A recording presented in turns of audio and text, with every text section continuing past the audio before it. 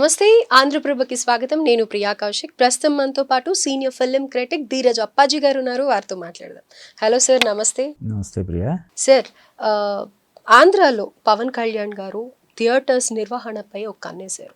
డెఫినెట్గా ఆయన మధ్యతరగతి వాళ్ళ గురించి కానీ, లేకపోతే బిలో పవర్టీ లైన్, లేదా ఎవరైతే సినిమా ప్రేమికులు ఉంటారో సినిమాని చూడాలని ఎంతో ఉత్సాహంగా వచ్చినప్పటికీ కూడా అక్కడ అందించే ఆ పానీయాలు, కూల్ డ్రింక్స్ కానీ, లేకపోతే పాప్కార్న్స్ కానీ, ఫుడ్ ఐటమ్స్ ఏవి చూసినా కానీ టికెట్ రేట్ కంటే కూడా ఎక్కువ ఉంటూ ఉంటాయి. ఎలా వస్తారు థియేటర్స్కి? డెఫినెట్గా ఇవి కొన్ని సవరిస్తే కనుక ప్రేక్షకులు ఇంకా ఎక్కువగా రావడం జరుగుతుంది అన్న దాని మీద ఎక్కువగా ఫోకస్ చేసి కొన్ని ఆదేశాలు కూడా జారీ చేయడం జరిగింది. అయితే దీని గురించి మీరు ఏమంటారు సార్? అంటే థియేటర్లు అనేవి ప్రేక్షకులకు దూరం అయిపోతున్నాయి, థియేటర్లకు వచ్చి సినిమా చూడడం అనేది భారం అయిపోతుంది ప్రేక్షకులకి అనే విమర్శ చాలా రోజులుగా ఉంది. నువ్వు అన్నట్టు టికెట్ రేట్ల కంటే కూడా మధ్యలో అమ్మే ఆ పాప్కార్న్, తినుబండారాలు కానీ, లేదంటే cool drinks, even water bottle కూడా నార్మల్గా బయట 20 రూపాయలకి దొరికే వాటర్ బాటిల్ లోపల 40 రూపాయలు, 50 రూపాయలు అలాగా అమ్ముతున్నారు. వీటన్నిటి మీద ఎప్పటి నుంచో విమర్శలు అనేవి వస్తూనే ఉన్నాయి. కోర్టుల మధ్యలో కలగజేసుకొని ఎక్కువ రేట్లకు అమ్మడానికి లేదు అని చెప్పి తీర్పులు ఇచ్చాయి, కానీ వాటిని అమలు చేయట్లేదు. ఈ నేపథ్యంలో పవన్ కళ్యాణ్ ఈ విషయంలో చొరవ తీసుకోవడం అనేది మనం అభినందించదగ్గ విషయం. ఎందుకంటే ఇప్పుడు ఈ ఓటీటీ వచ్చేసిన తర్వాత సినిమాలకి ప్రత్యేకించి థియేటర్లో సినిమాలు చూడాల్సిన అవసరం లేకుండా ఓటీటీలోనే పుష్కలమైనటువంటి వినోదం లభ్యమవుతున్నటువంటి పరిస్థితుల్లో జనాలు థియేటర్లకు రావడం లేదు. అండ్ దానికి తోడు మళ్ళీ ఇప్పుడు థియేటర్లో అంటే తక్కువగా జనాలు వస్తున్నారంటే ఆ తక్కువ మందితోటే మనం ఎక్కువ లాభం పొందాలి, లేదంటే ఈ ఖర్చులన్నీ కూడా వాళ్ళ ద్వారా రాబట్టుకోవాలన్నట్టుగా వాళ్ళ నడ్డి విరిచేలాగా ఈ పాప్కార్న్ రేటు కానీ, కూల్ డ్రింక్స్ ఇది కానీ రేట్లు విపరీతంగా పెంచడం అనేది చాలా దుర్మార్గమైనటువంటి విషయం. దాని మీద ఖచ్చితంగా చర్యలు తీసుకోవాలి. ఎందుకంటే ఇప్పుడు పెద్దవాళ్ళు సరే మనం ముందే ప్రిపేర్ అయ్యి అక్కడ చాలా రేట్ ఎక్కువ ఉంటుంది, బయటకు వచ్చిన తర్వాత తాగితే అదే 20 రూపాయలకు 30 రూపాయలకు అయిపోద్ది అని చెప్పి పెద్దవాళ్ళు అనుకుంటారు. కానీ చిన్నపిల్లలు అలా అనుకోరు కదా. చిన్నపిల్లలను కూడా తీసుకెళ్తారు ఉదాహరణ థియేటర్కి. వాళ్ళని లేదురా మనం బయటకు వెళ్ళిన తర్వాత తాగుదాంలో విపరీతమైన రేట్ ఉంది అని నచ్చ చెప్పలేరు కదా. వాళ్ళు గొడవ చేస్తారు. కాబట్టి తప్పనిసరి పరిస్థితుల్లో ఆ జేబుకి చిల్లు పెట్టుకొని వాటిని కొనాల్సినటువంటి ఇది ఉంటుందని చెప్పి అసలు థియేటర్లకే వెళ్ళడం మానేస్తున్నారు. అండ్ ఇంకొకటి మేజర్గా చెప్పుకోవాలి అంటే పండుగలప్పుడు చుట్టాలు వస్తే అందరం కలిసి ఒక 15-20 మంది వెళ్ళిపోయే వాళ్ళం సినిమాలకి. ఇప్పుడు ఒకరు ఇద్దరే, ఎందుకంటే ఈ భయాలకి. అంతే, అవును. ఒకప్పుడు అంటే థియేటర్కి వెళ్ళి థియేటర్ మధ్యలో ఇంటర్వెల్ మధ్యలో ఏదో ఒకటి కొనుక్కొని తినడం అనేది ఒక అంటే సినిమా చూడడంలో అదొక కూడా ఒక భాగం లాగా. ఇప్పుడు ఏమైంది, దాన్ని క్యాష్ చేసుకోవడానికి రేట్లు విపరీతంగా పెంచేయడం వల్ల బయట మామూలుగా 10 రూపాయలు 20 రూపాయలుగా అమ్మే పాప్కార్న్ అక్కడ 150 రూపాయలు, మల్టీప్లెక్స్లో అయితే మరీ దారుణంగా 450-500 మినిమం. అది ఫ్లేవర్స్ని బట్టి రేట్లు వేరు. కాబట్టి దీని మీద ఖచ్చితంగా ఒక నియంత్రణ అనేది ఉండాలి. ఇంకొకటి ఏంటంటే రోజు రోజుకి థియేటర్ల సంఖ్య పడిపోతూ ఉంది, తగ్గిపోతూ ఉంది. కొన్ని షాపింగ్ మాల్స్ అయిపోతున్నాయి, కొన్ని కళ్యాణ మండపాలు అయిపోతున్నాయి, కొన్ని అపార్ట్మెంట్లు ఇలాగ అయిపోతున్నటువంటి తరుణంలో థియేటర్లను కాపాడుకోవాల్సినటువంటి అవసరం ప్రభుత్వం పరంగా కూడా ఉంది, బాధ్యత ప్రభుత్వానికి కూడా ఉంది. అందుకనే ఇటువంటి చర్యలు మనం తీసుకోవడాన్ని మనం ఖచ్చితంగా ఆహ్వానించాలి. ఎందుకంటే ఇప్పుడు ఆ మధ్య వేవ్ సమ్మిట్ అని ఒకటి జరిగింది మన ఎంటర్టైన్మెంట్కి సంబంధించి. అందులో షారుఖ్ ఖాన్, అమీర్ ఖాన్ చెప్పారు, మన ఇండియాలో 150 కోట్ల జనాభా ఉన్న మన ఇండియాలో సినిమాలు చూసే వాళ్ళ సంఖ్య 2% or 3% అని. అంటే ఒక సినిమా సూపర్ డూపర్ హిట్ అయినా కూడా ఇప్పుడు బాహుబలి కావచ్చు, లేదంటే పుష్ప 2 కావచ్చు, మరొకటి కావచ్చు, ఏదైనా సరే కేవలం 2% మాత్రమే సినిమా చూస్తున్నారు. మిగతా వాళ్ళు థియేటర్లకు దూరంగా ఉండిపోతున్నారు, థియేటర్లకు రావడం లేదు. ఈ పరిస్థితిని మనం చక్కదిద్దకపోతే భవిష్యత్తులో సినిమా రంగం కుదేలైపోద్దని చెప్పి వాళ్ళు కూడా అంటే ఒక జాతీయ వాళ్ళకు ఉన్నటువంటి పాపులారిటీ దృష్ట్యా ఇది ఒక జాతీయ సమస్యగా, అంటే సమస్య అంటే ఇప్పుడు సినిమాకి వెళ్ళకపోయినంత మాత్రాన కొంపలైనా మునిగిపోతాయంటే మునగవు. కానీ దాని మీద ఆధారపడి కొన్ని వేల కుటుంబాలు జీవనం సాగిస్తుంటాయి కదా. అది కూడా ఒక రంగం కదా, చాలామందికి ఉపాధి కల్పించే ఒక రంగం. ప్లస్ వినోదాన్ని అందించే ఇది. వినోదంతో పాటు సామాజిక చైతన్యాన్ని కలిగించే పవర్ఫుల్ మాధ్యమం కూడా సినిమా.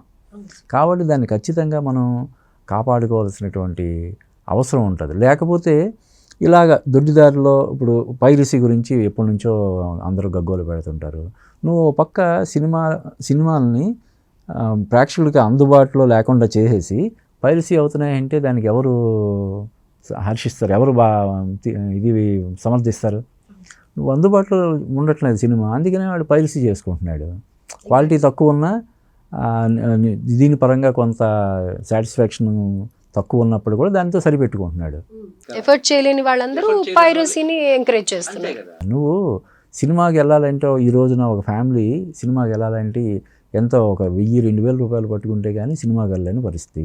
ఆ 1000-2000 రూపాయలతోటి ఒక నెల మొత్తం కూరగాయలు వచ్చేస్తాయి, లేదంటే ఒక బియ్యం బస్తా వచ్చేస్తుంది. ఇప్పుడు మనం అనుకునే అడిషనల్ ఈ బ్రేక్లో తినే ఐటమ్స్ అయితే 5000 వరకు అవుతుంది కూడా. అంతే కదా. ఇప్పుడు మామూలుగానే మన ఆదాయం, సగటు ఆదాయం అనేది ఎంత ఉంటుంది? చాలా తక్కువ ఉంటుంది. ఇప్పుడు కొంతమంది పల్లెటూరులో ప్రభుత్వం ఇచ్చే 4000, 5000 పెన్షన్ తోటి సరిపెట్టుకునే వాళ్ళు కూడా ఉంటారు. వాడు ఒక నెలలో కనీసం ఒక సినిమా చూడాలన్నా కూడా ఎంత కేటాయించాలి కదా. వీటన్నిటిని దృష్టిలో పెట్టుకుని ఇంకోటి ఏంటంటే, ఇప్పుడు చాలామంది పిల్లలు సింగిల్ స్క్రీన్స్కి వెళ్ళడానికి ఇష్టపడడం లేదు. అక్కడ ఎందుకంటే అక్కడ ల్యాబరేటరీస్ కానీ వాష్రూమ్స్ అవి క్లీన్గా, అంబియన్స్ పెద్దగా, అలాగే ఆ థియేటర్ ఆ చైర్స్ కూడా సరిగా లేకపోవడం, ఈ నల్లులు బల్లులు ఈ దోమలు ఇటువంటివన్నీ ఉండడం వల్ల కూడా సింగిల్ స్క్రీన్స్కి జనాలు రావడానికి పెద్దగా ఆసక్తి చూపించట్లేదు. ఆ విషయంలో కూడా థియేటర్ యజమానులు కానీ వాటిని లీజుకి తీసుకొని నడుపుతున్నటువంటి నిర్వాహకులు కానీ శ్రద్ధ పెట్టాల్సినటువంటి అవసరం ఎంతైనా ఉంది. సో ఇది ఒక రైట్ డెసిషనే, కానీ కక్ష సాధింపుగా అయితే కాదు. దీంతో ఒక చేంజ్ అనేది అయితే వస్తుంది, ఉండాలి కదా. అంటే నువ్వు ముందు ఇక్కడ ఈ పరిశుభ్రత పాటించి పరిసరాలన్నీ కూడా నీట్గా ఉంచేలాగా జాగ్రత్తలు తీసుకొని అప్పుడు జనాలు రావట్లేదంటే మనం దాన్ని ఇది చేయాలి తప్ప, అసలు ఇక్కడ పరిసరాలే బాగుండకుండా శుభ్రత లేకుండా 2 గంటలు ఒక చోట కూర్చోవాలంటే 2.5 గంటలు, ఆ పర్టికులర్ సీట్లో 2.5 గంటలు కూర్చోవాలి. సినిమా చూడడానికి వచ్చే టైము ఒక గంట, వెళ్ళడానికి టైం 1 గంట, మధ్యలో అక్కడ టికెట్ తీసుకోవడానికి కానీ పార్కింగ్ చేసుకోవడానికి కానీ ఇంచుమించు 5-6 గంటల టైము కేటాయిస్తే కానీ ఒక సినిమా చూడలేరు. మరి అది ఎలా ఉండాలి? 5-6 గంటలు వెచ్చించే దీన్ని ఒక మంచి అనుభూతిలాగా ఉండాలి కదా. సరే సినిమా మళ్ళీ ఆ సినిమా బాగుండలేదన్నది తర్వాత విషయం. సినిమా బాగుండకపోయినా కూడా సరదాగా ఫ్యామిలీతో వచ్చి ఎంజాయ్ చేసి వెళ్ళేలాగా ఉండాలి. కానీ అటువంటి పరిస్థితి చాలా థియేటర్ల వాళ్ళు ఎవరి కోసం వస్తారులే అన్నట్టుగా, ఇప్పుడు పెద్ద హీరోల సినిమాలు అయితే సరే ఇంకా ఆ క్రేజ్ కొద్దీ సినిమా థియేటర్ ఎలా ఉన్నా పట్టించుకోకుండా వచ్చి చూసి వెళ్ళిపోతారు. అలా కాకుండా మామూలుగా ఇప్పుడు నిజానికి చెప్పాలంటే ఒక టీ తాగాలంటే కూడా ఈరోజు 20 రూపాయలు 30 రూపాయలు రోడ్డు మీద. కాబట్టి ఒక అందుబాటులో ఉంటే టికెట్ ధరలో ఒక 60 రూపాయలు 70 రూపాయలు అలాగ ఉంటే ఒక 3 గంటలు 2-3 గంటలు సరదాగా స్పెండ్ చేయడం కోసం 60-70 రూపాయలు వెచ్చించడానికి ఆలోచించరు. కానీ 150-200 రూపాయలు, దానికి తోడు మళ్ళీ ఇంటర్వెల్లో బాదుడు, తినుబండారాల మీద పానీయాల మీద బాదుడు అంటే ఎందుకు వచ్చిందని చెప్పి నెమ్మదిగా ఇంకా ఒకసారి డిసైడ్ అయ్యారనుకో, ఎందుకులే మనకి ఇది ఎక్కువ బడ్జెట్ అయిపోతుంది వద్దనుకుంటే ఇంకా 4 రోజుల్లో వాళ్ళు తాళ్ళు కట్టి మనం బలవంతంగా కూడా మనం తీసుకురాలే. నువ్వు అన్నట్టు ఎలాగో ఓటీటీలో వస్తుంది కదా 2 వారాల తర్వాత, ఈ మాత్రం దానికి మనం ఎందుకు థియేటర్కి వెళ్ళడం అని కూడా మెంటల్లో ఫిక్స్ అయిపోయారు అనుకో. ఇప్పుడు అన్ని ఓటీటీ సబ్స్క్రిప్షన్లు కలిపి ఒక సినిమాకి వెళ్ళే అంత ఖర్చు ఒక 2000-3000 తోటి మొత్తం ఇయర్లీ సబ్స్క్రిప్షన్స్ వచ్చేస్తున్నాయి కదా. మరి అటువంటిది ఒక సినిమా కోసమే 2000-3000 ఖర్చు పెట్టాలంటే ఎవరికైనా, మీకు ఒక సబ్స్క్రిప్షన్ ఉంటుంది, నాకు ఒక సబ్స్క్రిప్షన్ ఉంటుంది, అది పాస్వర్డ్ ఎక్స్చేంజ్ చేసుకున్నామంటే చూసుకోవచ్చు. ఇలాంటి ఆప్షన్స్ కూడా చాలా ఉన్నాయి. ఇటువంటి పరిస్థితుల్లో థియేటర్లకి జనాలని రప్పించడం అనేది ఒక పెద్ద ఛాలెంజ్ లాగా అయిపోయింది. దాన్ని ఇది చేయడం కోసం, థియేటర్లకు జనాలను రప్పించడం కోసం ప్రభుత్వ పరంగా తీసుకునే చర్యల్లో భాగంగా ఇప్పుడు పవన్ కళ్యాణ్ చేపట్టినటువంటి దీన్ని మనం సానుకూలంగా చూడాలని నా ఉద్దేశం. రైట్. ఇదొక మేజర్ స్టెప్ అనుకోవచ్చు. అండ్ అలాగే ఇది సక్సెస్ అవుతే ఆయన అన్నట్టుగా నిజంగా చేంజ్ వస్తే కనుక ప్రతి ఒక్కళ్ళు థియేటర్కి వెళ్ళి చూడటానికి ఇష్టపడతారు. ఎందుకంటే ఈ మధ్య కాలంలో మనం రీరిలీజ్లు ఎక్కువగా చూస్తూ ఉన్నాం. అయినప్పటికీ థియేటర్లు మొన్న జగదేక వీరుడు అతిలోక సుందరి సినిమా అయితే రెగ్యులర్గా ఒక సినిమా రిలీజ్ చేసిన దానికంటే కూడా ప్రేక్షకులు ఎంతో మంది వచ్చారు మళ్ళీ చూడటానికి. సో అలాంటప్పుడు డెఫినెట్గా ఎక్స్పెక్ట్ చేయొచ్చు ఇప్పుడు ఉన్న దానికంటే ఎక్కువ అప్పుడు రోజుల్లాగా 100 రోజులు అలా. మనం బాగా మనకు కావలసిన వాళ్ళ పెళ్ళిని స్వయంగా వెళ్ళి అక్కడ ఉండి ఆస్వాదించడం వేరు, ఆశీర్వదించడం వేరు. అదే ఈ మధ్యకాలంలో అందరూ లైవ్లు కూడా పెడుతున్నారు. కానీ దాన్ని లైవ్ లింక్ తీసుకొని ఏ టీవీలోనో కంప్యూటర్లోనో పెట్టుకొని చూస్తే ఎలా ఉంటుంది? సో సింగిల్ స్క్రీన్కి మల్టీప్లెక్స్కి అంత వ్యత్యాసం ఉంటుంది. ఒక సింగిల్ స్క్రీన్లో చూసినప్పుడు ఒక సినిమా వచ్చే మజా మల్టీప్లెక్స్లో చూస్తే రాదు యాక్చువల్గా చెప్పాలంటే.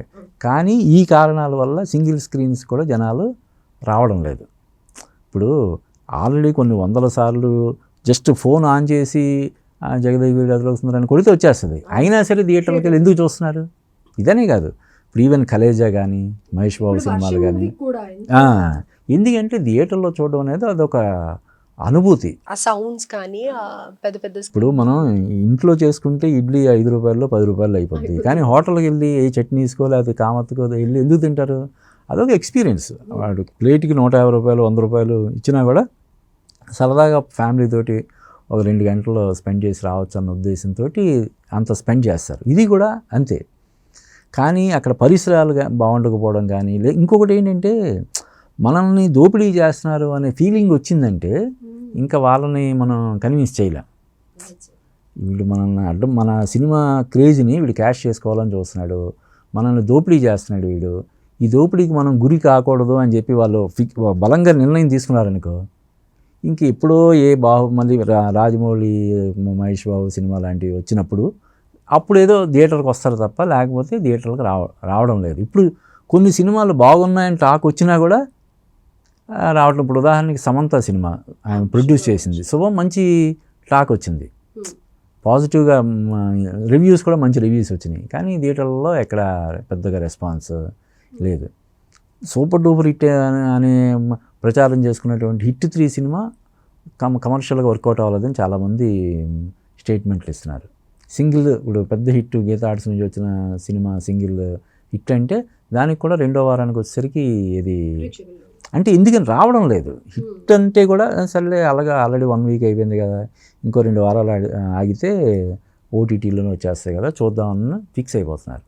ఈ పరిస్థితి నుంచి థియేటర్లను రక్షించడం కోసం ఖచ్చితంగా ఇటువంటి చర్యలు తీసుకోవాలి.